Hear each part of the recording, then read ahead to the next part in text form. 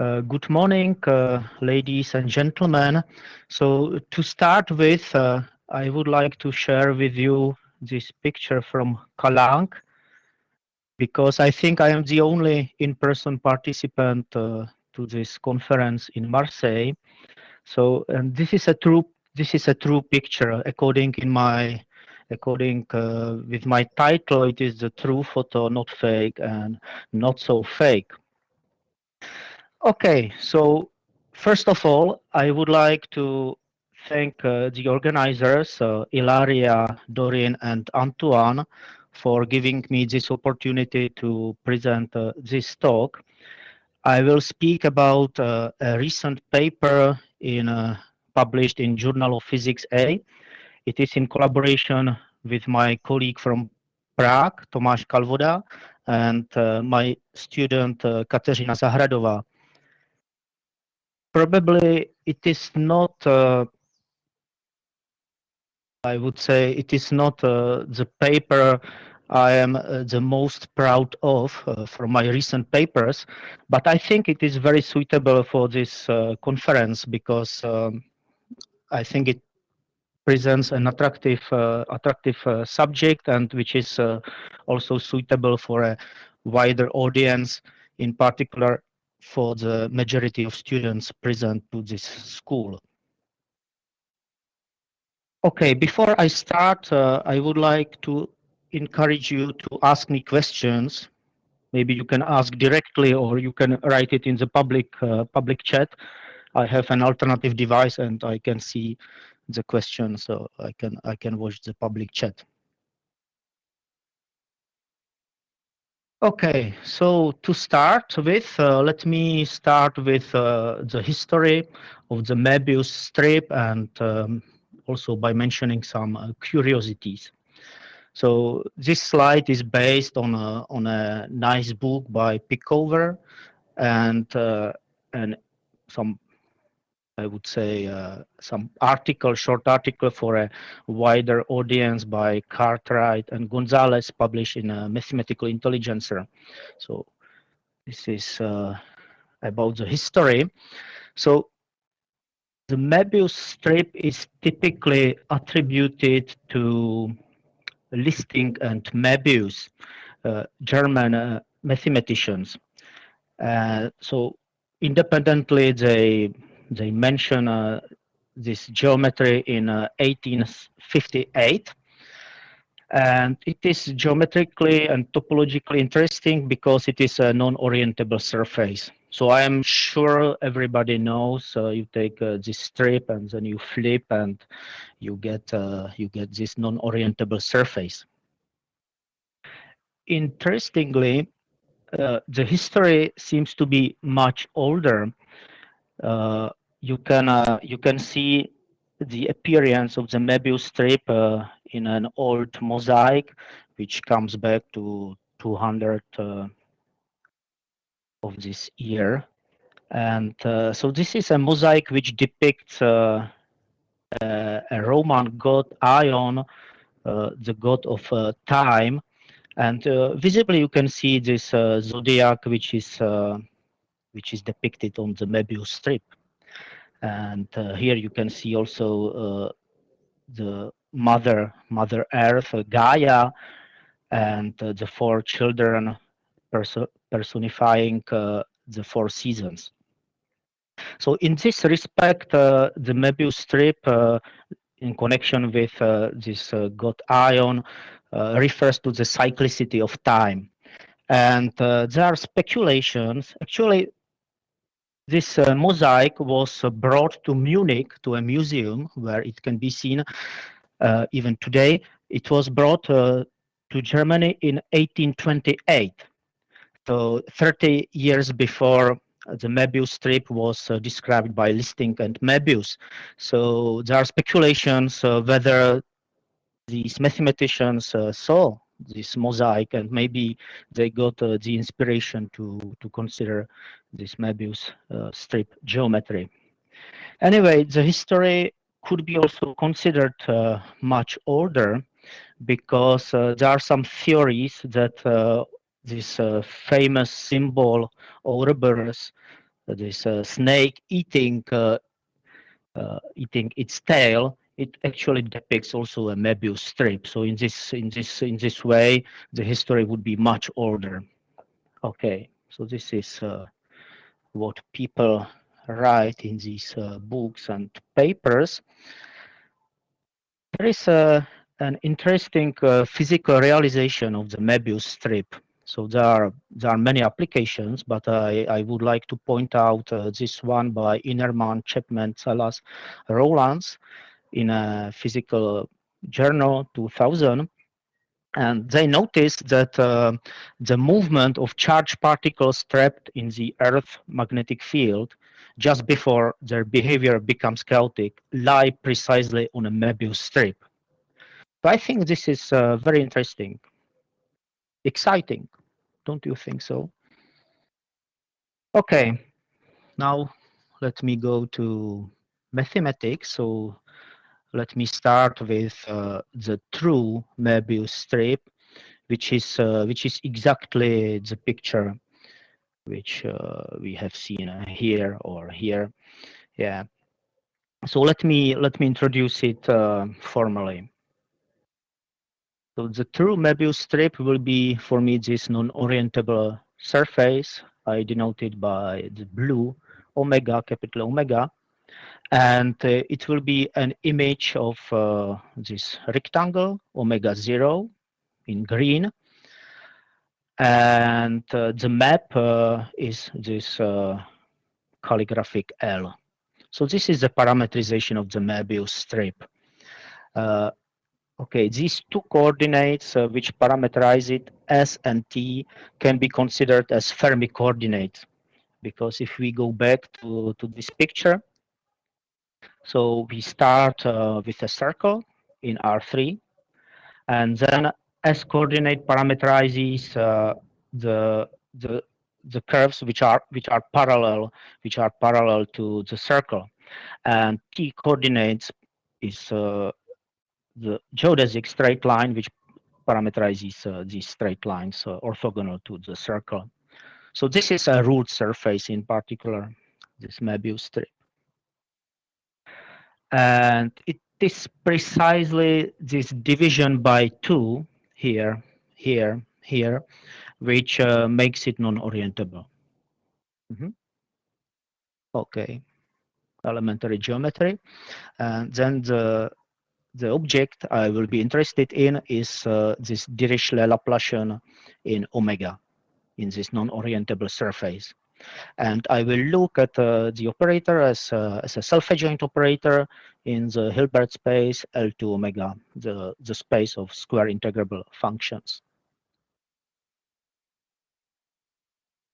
Okay, maybe to be more precise, this Laplacian is the Laplace-Beltrami operator. So this is the usual formula for the Laplace-Beltrami operator, and G is the metric, some metric of the surface. And this, if we look at the operator in such a way, then it acts in this L2 space again, but in omega 0, the straight rectangle. But you have some Jacobian inside. So this is well known. If we use the Fermi coordinates, which is natural, then the metric can be represented by this 2 by 2 matrix, where you have f squared. F is precisely the Jacobian of this mapping L, and it has this explicit form. So, okay, maybe I should have mentioned it before. I'm using the standard notation of differential geometry. So G with indices up, ij will be denoting the inverse of the metric, and G without indices is the determinant of the metric. Maybe I should have said this before. Okay, so in any case, we can see that the most important sub-object here is the Jacobian, because it contains all the information about the geometry. So I think it goes along with what Jimmy was saying yesterday. This is the way how to sort of parameterize the geometry. So in this way, we reduce this geometric problem to a problem on a simple geometry, just the rectangle omega 0, and we have some function theoretic setting. Everything is encoded in this Jacobian. Okay, so to make such a differential operator self-adjoint, I have to impose some boundary conditions. So in this talk, I will consider Dirichlet boundary conditions. Yeah. So this is the usual setting, and by using this transformation, going from this Dirichlet Laplacian on the Möbius strip, going parameterizing it by the Fermi coordinates, going to the problem on the rectangle, I have to add some extra conditions which comes from this mapping. One can look at it as a unitary transformation, and these boundary conditions are precisely the twisted periodic boundary conditions, which are here. So without this red minus, it would be just periodic boundary conditions. But because we make this flipping before joining the strip, we have to have a minus. So this is really the characteristic of the Möbius strip geometry. Okay, so I think this spectral geometric introduction is clear. The bad news is that you cannot solve the spectral problem explicitly. So there are no explicit solutions if you look at eigenvalues or eigenfunctions. Anyway, you can do some numerics, and this is what we did with my colleague and student. So here you can see 9 lowest eigenfunctions of the Möbius strip. So this is the lowest eigenfunction corresponding to the first eigenvalue. This is second, third. What is interesting here is that you can see some false degeneracies. So the second eigenvalue looks so it quantitatively it's almost the same number as the third eigenvalue. But if you do it with sufficient if you are precise enough, you will identify that this is a false degeneracy. So it's always like that. Second and third looks like degenerate, but it's not. These numbers are separate, and the same for the fourth and fifth, and so on. So this is interesting, and it took us some time to catch it by numerics. So this is for the 10th to the 18th. So you have some nice colorful really, pictures. David, the fourth and the fifth are not a double eigenvalue? The fourth and the fifth are not. They look like a double eigenvalue, but they are not. Okay. And it's always like that. Then 6 and 7, they also look like double, but they are not. So they are sort of false degeneracies, I would say. Thank you. So is there any other question about these fancy pictures? Eduard, maybe? No. Okay, so let me speak about the fake Möbius strip now. So for the fake Möbius strip, I will consider this green rectangle omega 0. So as before, it was before mapping to the true Möbius, and I will consider just the Laplacian. Yeah, nothing more. So this is something well known in the literature, and I will add Dirichlet boundary conditions as before on this lateral boundary, and as before I will add the twisted periodic boundary conditions. But the operator doesn't contain any information about the Jacobian. So, okay, so it's just the Laplacian. And what is nice, it is explicitly solvable, this problem. There is a nice trick. So the trick is sometimes called a double cover. Instead of this Dirichlet twisted periodic problem, you will extend the rectangle by mirroring, and you will consider the classical Dirichlet periodic problem. Yeah, so here you have the classical periodic boundary conditions, and before here we had the twisted boundary conditions. But now we consider this bigger rectangle, twice bigger, and this problem is well known. You can solve it immediately in terms of sine and cosines. So the eigenfunctions look as follows. So you have separation of variables. So you have phi's times chi's. Phi's are these functions. So it's the solution of the 1D periodic problem, and chi's are the well-known solutions to the transverse Dirichlet problem. And then you have some normalization constant, which can be chosen uniform in M and N. And now you look at the symmetries of these functions.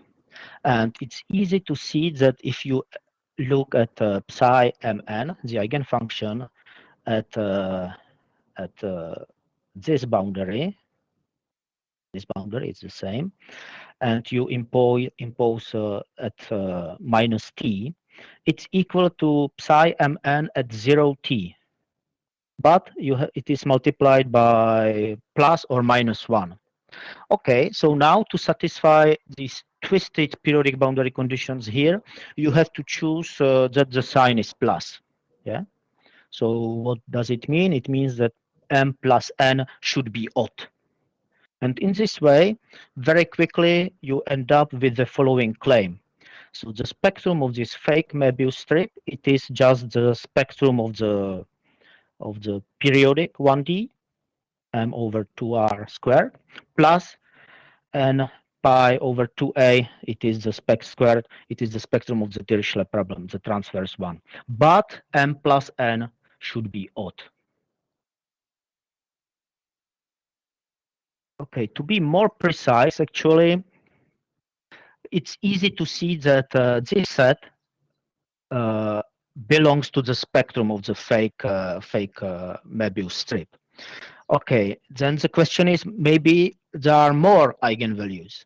Yeah, this is sometimes forgotten in the literature, but we have checked that there are no other eigenvalues just by using the completeness of the corresponding eigenfunctions. So this is something which must be done, and we do it in the paper. Okay, so it is explicitly solvable. Here we can see the spectrum, but there is no relationship to the true Möbius strip. Yeah, that's why I call it a fake Möbius strip. Anyway, it's interesting to look at the spectral properties. So let me discuss some normalities and abnormalities of the fake Möbius strip.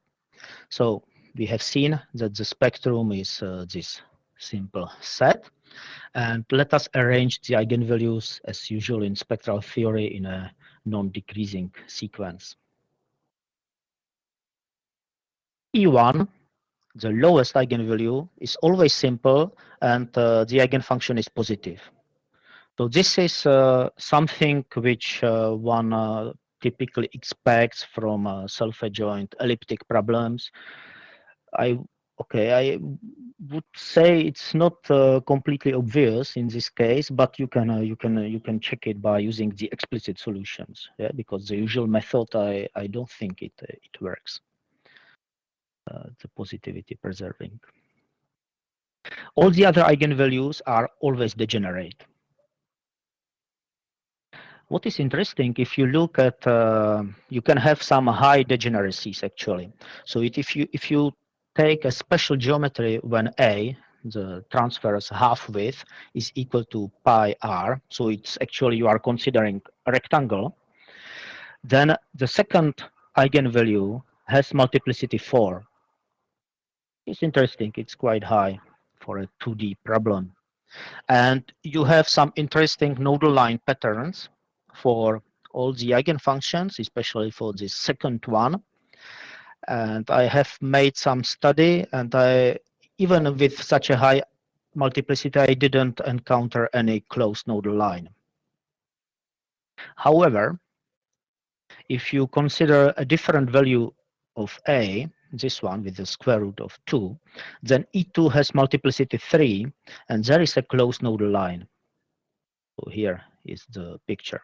And here everything is explicit. So I think this is something to be more explored, in particular in the spirit of this theorem.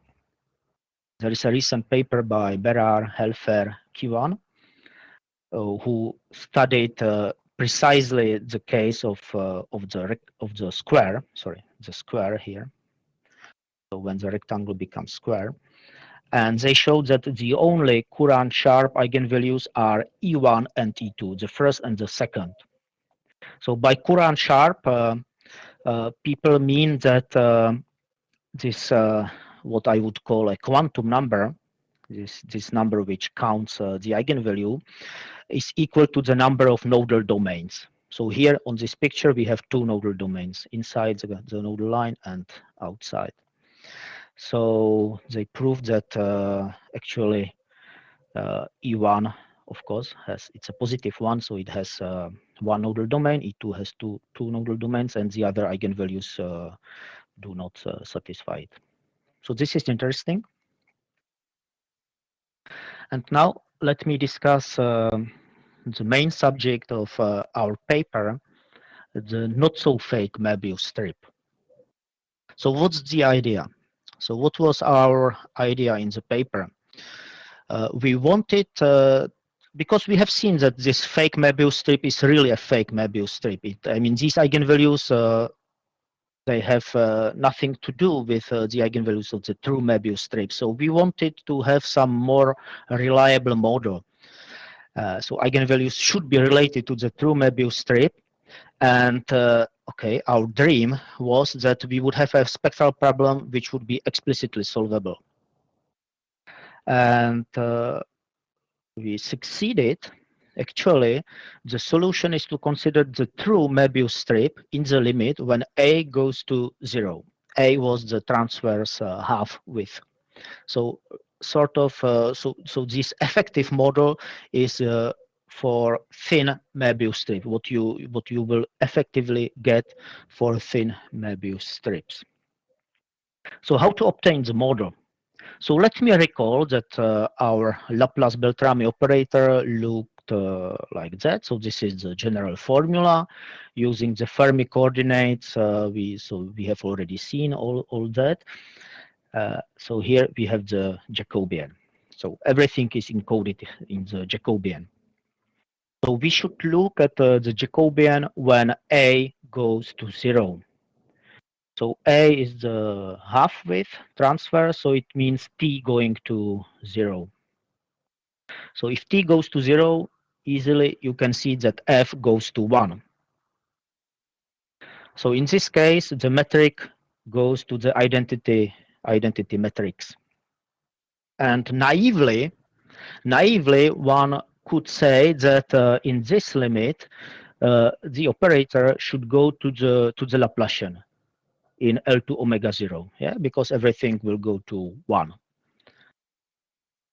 So it means we would get the fake Möbius strip. But of course, this naive expectation is wrong, because we have some Hilbert space which depends on A, on this parameter which goes to 0. So one has to be careful. And the strategy which we implemented to get rid of this dependence in the Hilbert space, it is, I would say, a usual one. I have learned it in the theory of quantum waveguides. So you introduce a sort of unitary transform, which is this one. It is just an operator by multiplication by the Jacobian, square root of the Jacobian. So you multiply from the left by the square root of the Jacobian, and from the right by the square root to the power -1. So you get, in this way, you get another unitarily equivalent operator, which I call H true with a hat. And now it acts in L2 omega 0. Yeah, so okay, you can tell me omega 0 depends on A because the rectangle depended on A, but this is irrelevant. This is just by scaling you can get rid of it. This is not important for this presentation. What is important is that you have no T dependency, no Jacobian now. And what is also well known that now if you commute these square root of the Jacobians with the gradients in the operator, you will end up with an operator which has this nice, I would say, Schrödinger type form. So you have a simpler kinetic part, and you will get some potential. So these are general formulae for any metric. You always have this identity. Yeah, if you have, at least if you have Dirichlet boundary conditions, which is our case. In our situation, by using this concrete expression for f, for the Jacobian, it's easy to see that this potential doesn't go to 0 when t goes to 0. It actually goes to something which is non-zero, this effective potential, which still contains some information about the geometry. So our argument, and okay, so this is also interesting, is that in accordance with the general strategy, you can identify that this effective potential you can write as it has some attractive part and some repulsive part. So this is 1/4 times the geodesic curvature squared. So the geodesic curvature of the circle of the Möbius, if you look at it as a curve on the surface, it is not a geodesic, so it will be non-zero. It will be negative, this part. And here you have the Gauss curvature of the Möbius strip. So it is a ruled surface, so the Gauss curvature is negative, so this term will be positive. Okay, but okay, here you have some more explicit expression. So our argument then is that we define the H not-so-fake model, which is precisely the Laplacian, okay, because here you have this kinetic part and this G, I, J, indeed it converges to the identity matrix when t goes to 0. So you should end up with just the potential like in the fake model, but you should add this effective potential. So it is just the Laplacian plus this negative. Okay, it's not negative, you have this cosine. Okay, this effective potential. So you have this Schrödinger operator. So this is the main message of our paper. Okay, so on this slide, I presented more or less some heuristic considerations how to arrive at this not-so-fake model. We have, of course, a rigorous proof. So we are dealing with unbounded operators. We would like to show that this H-true operator converges in some sense to this not-so-fake operator. We have to identify the Hilbert spaces somehow, what I have been discussing here, because they are A-dependent. And we have to be careful because we are dealing with unbounded operators. So what we prove precisely is this generalized norm resolvent convergence. So we take this H hat true operator. We renormalize by subtracting this E1 energy. So this E1 goes to infinity. Yeah, because we have Dirichlet boundary condition, so this is the spectrum of H2 goes to infinity. Also, E1 goes to infinity, and by subtracting, you will get an operator which has a reasonable limit. The same for H not so fake. we renormalize by subtracting this E1. Then we take some energy which is not in the spectrum. We take the difference of the resolvents and we show that it goes to 0. Even we know how quickly it goes linearly with A to 0. So this is sort of the main result. Okay, and as a consequence of this norm resolvent convergence. Okay, maybe I should stress that also this H not so fake depends on A. Yeah, that's why generalized. Yeah, so we have some operator which depends on A, and it, of course, it doesn't converge to something because it also depends on A. So, but somehow when A is small, it approximates well this operator H2. And we get convergence of eigenvalues, which is here, and also convergence of eigenfunctions in norm.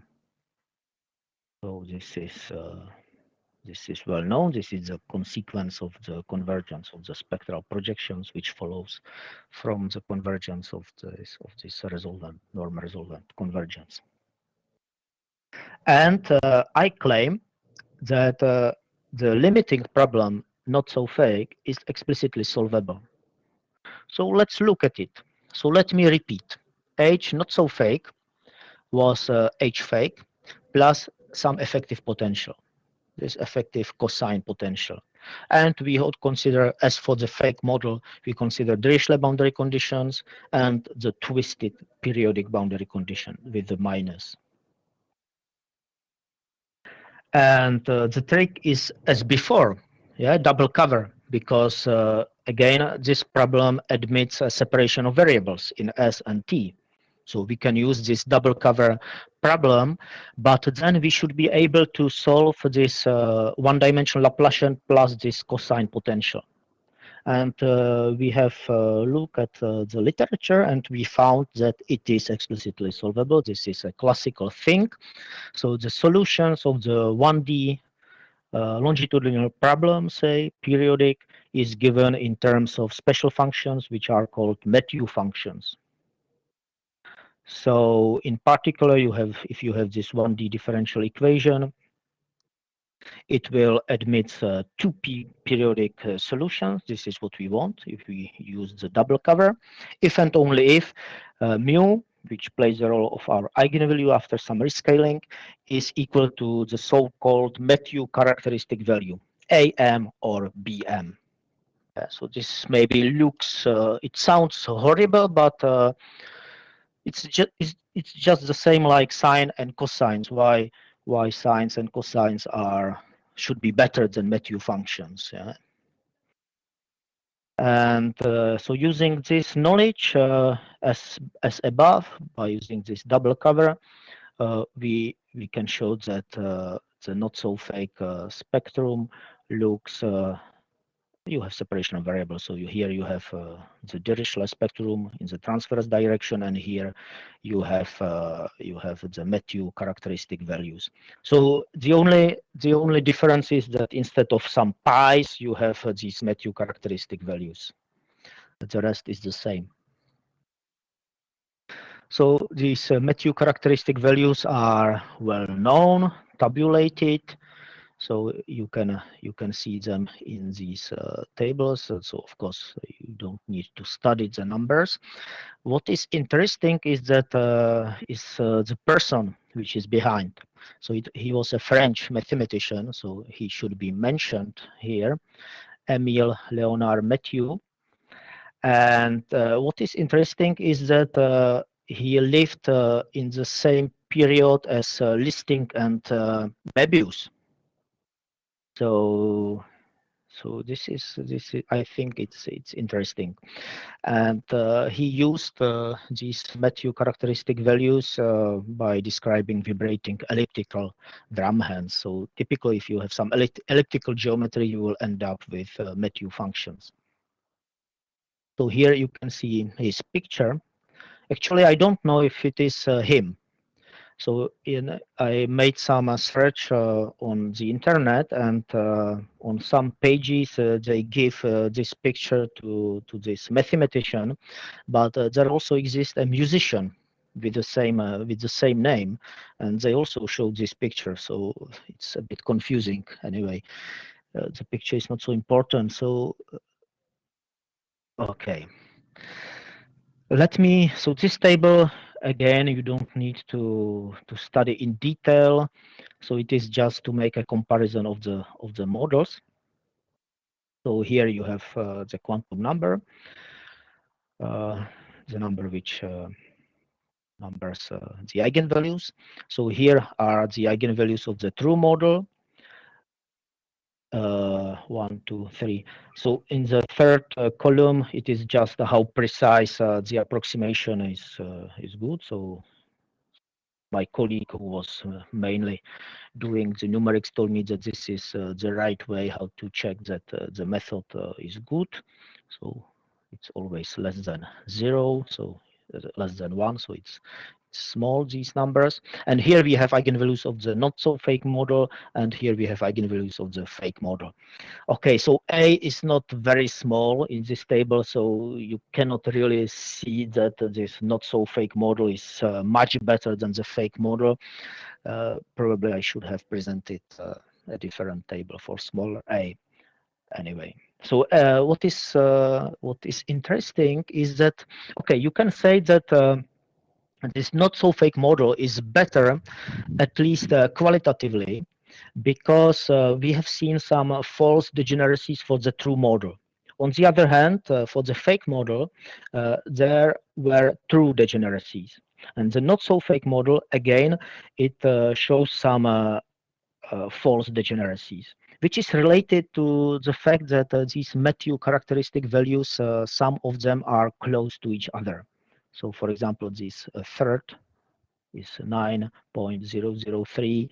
Here you have 9.004, but they are different. They are not equal to each other. So at least qualitatively, this not so fake model is indeed better. And then we have this general norm resolvent convergence.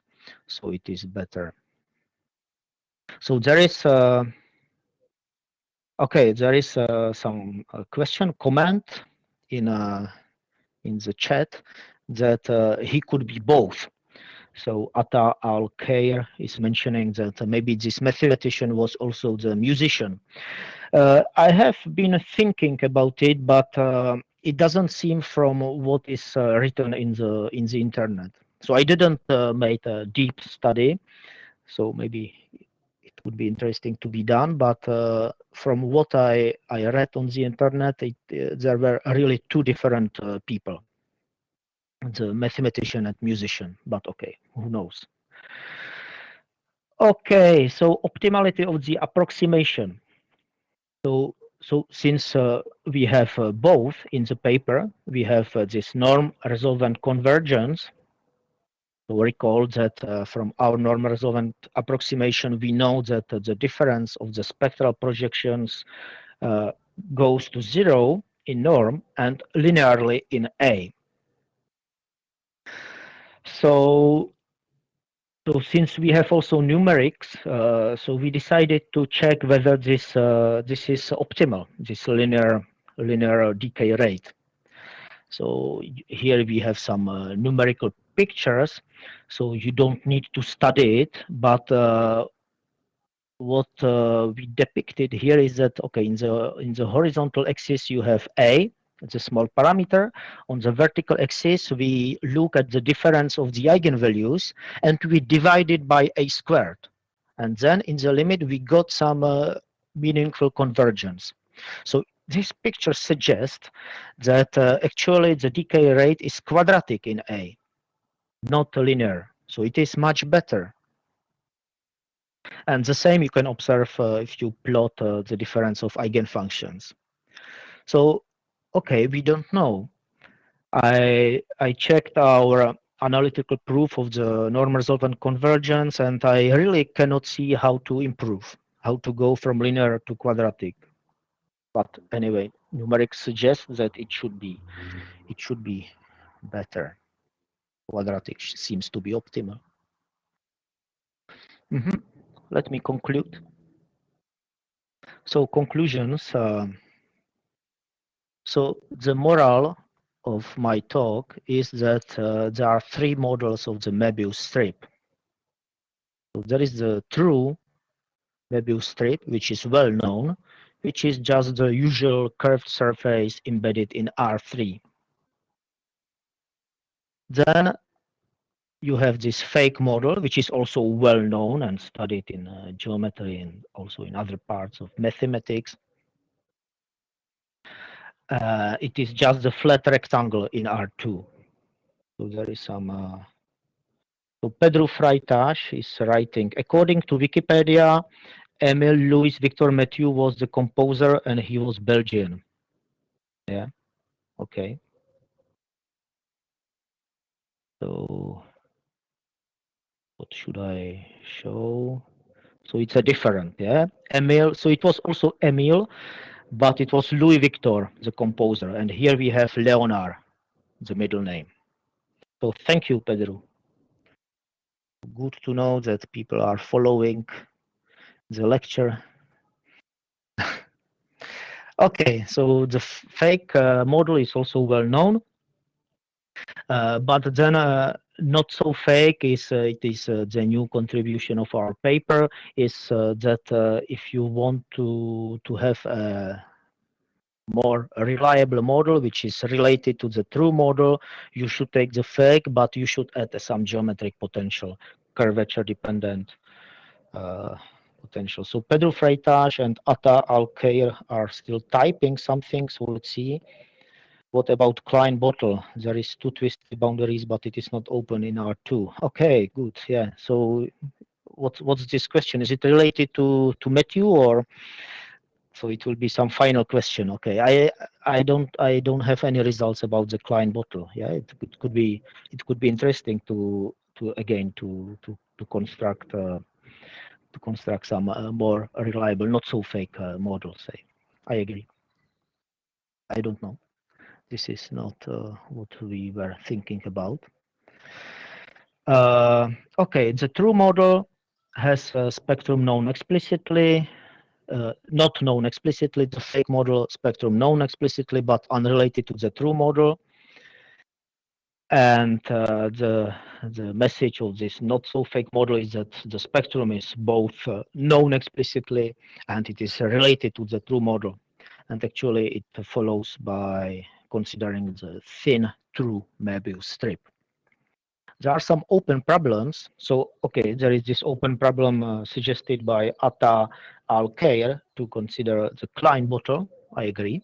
This would be interesting. So I have already mentioned another open problem, the optimality of the approximation. So can we improve this normal resultant convergence? I don't know. The Courant chart property. So this paper I was mentioning by Helfer and co-authors. So it was for the fake model, and they rely their study on the separation of variables.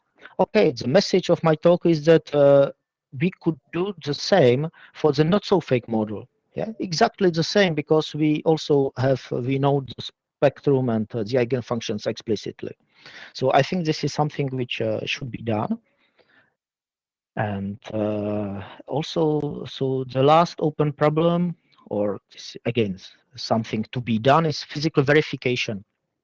By this, I mean that in Prague at the university, we have some colleagues who make experiments with graphenes, and they told me that in principle, it should be possible to construct a Möbius strip from the graphene material and to make some energy measurements to see. Yeah, it just would be nice really to see that to make measurement for this true Möbius strip and compare it with the explicitly known not so fake energies. And for this, maybe one should consider first the Dirac model. Okay, that's all. Thank you very much for your attention. Thank you very much, David, for this nice talk. We have time for more questions if there is any. I have one. Hello? Yes, hi Pedro. Hi. Hola, Pedro. Hola, David. My question is whether you've used the knowledge, so you can use the test, the eigenfunctions from the flat case and from the not-so-fake problem as test functions in the original problem, so in the real Möbius strip, and maybe with something else, because I think one of the things that, if I understood correctly, that you would like to prove would be that it's not a multiple eigenvalue, right? That would be one of the things to show that the second and third are not multiple. For the true Möbius strip. Yes, for the true Möbius strip. But I mean, irrespective of that, you could, in principle, get some information by using the eigenfunctions from the flat and the not-so-fake, so in the approximation, into the original one. Have you tried that? No. I don't know if it will give anything, but...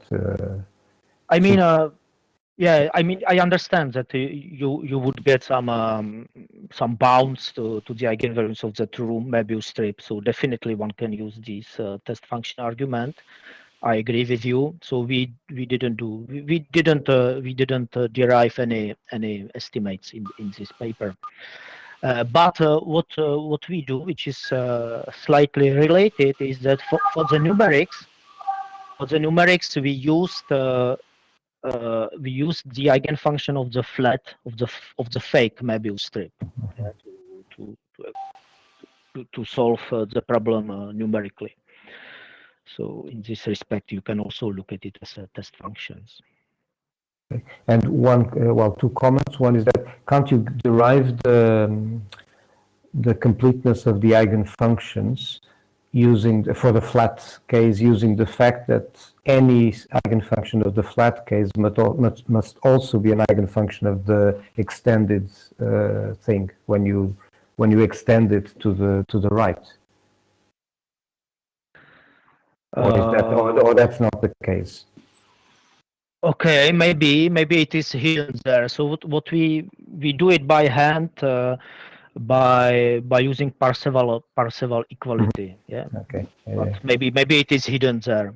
So it's not so difficult. You are right, probably that it follows more straightforwardly. Yeah, and the other comment is just that I think that there's an article, if I remember correctly, it's by El Soufi and collaborators about the Klein bottle, but I'm not 100% sure, but I think there is something about the Klein bottle. Okay, thanks for the talk. Thank you for your comments and questions. Any more questions? Yes, I probably missed something, but how do you prove the non-degeneracy in the true model? Is it purely numeric or? No, it is just numerics. It is just numerics. We have no proof. Okay, but you have precise estimate to claim that they are not non-degenerate. No, this is really just numerics. Yeah, we did some numerical computations till we were sure that it stabilizes, and then we can see that the numbers are different. But of course, this is we have no analytical proof. Okay. So, and so there is a question in the talk in the chat. So Erwan is writing the not-so-fake Laplacian is a one variable operator for the beginning of the spectrum.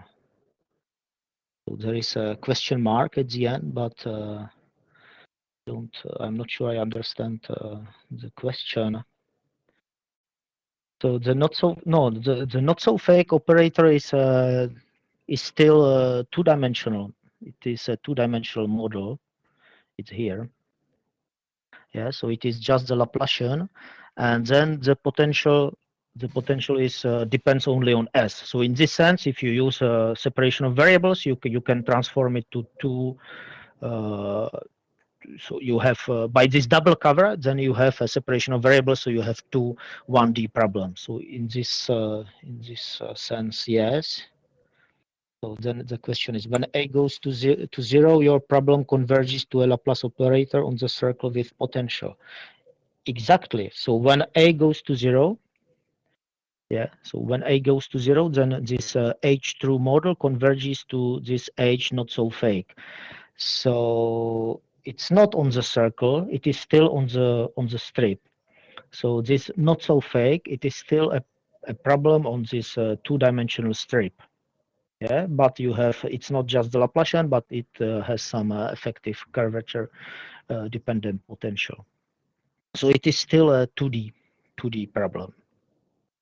I don't know, Erwan, if I answered your questions. Okay, he writes okay, so it seems to be okay. Thank you. Any other questions? Because I imagine that in this not so fake case, you cannot do explicit questions also for the P Laplacian, right? Because I imagine that computations can be done explicitly. Was my curiosity to understand what happens as P goes to 1 because of the effects I imagine, but perhaps it is a false intuition that the effect of the non-orientability perhaps diminish. You mean the nonlinear P Laplacian? Right? Yeah. And some non-P Laplacian, and in particular the behavior when it goes to 1. Shiger constants. Yes, but I guess that in your problem the effect of, I don't see the fact that the strip is oriented. I see any more effect of non-orientability in the Shiger problem. So yeah, this is. I don't know if you can. Perhaps the effect of non-orientability decreases somehow as P goes to 1. I do not know. This is an interesting question, yeah. So, if I understand correctly, essentially you would like to consider the Shiger problem on the Möbius strip, yeah. Yes, and or maybe... see whether the behavior of the spectrum of P Laplacian when P tends to 1 is the same as in the fake case. I would expect so, but I don't know. I have not thought about it, but I find it very interesting. Yeah, I agree with you. This is something to be explored. Thank you.